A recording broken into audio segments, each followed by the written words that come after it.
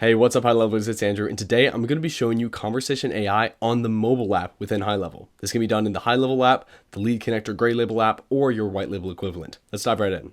Now, as you can see here within the mobile app, we've navigated to a conversation that we're having with the contact.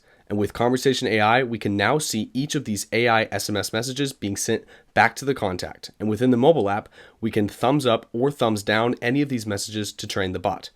So if we thumbs up a message, it'll confirm this within our FAQs. And if we thumbs down, we can go to this screen where we can edit our response and train the bot on this response by adding this to the FAQ. Additionally, when communicating with one of your contacts within SMS, whenever you're going back and forth, we now have suggestive mode, which will allow you to get suggested responses from the AI based on all of its training. And then you can edit the response if you need to, click send, and you'll be good to go. Just like the suggestive mode on the desktop. The only thing you need to do in order to make sure that this works is navigate to your settings within your sub account, go into your conversation AI bot that you're going to use, and make sure it's either set to autopilot to use in that autopilot mode and give it thumbs up and thumbs down in order to train it, or select suggestive in order to have it suggest prompts within the chat window. Simply click save and you'll be good to go having these settings configured on desktop to now use your conversation AI on mobile. This is really exciting, so I hope you found this helpful and thank you for watching.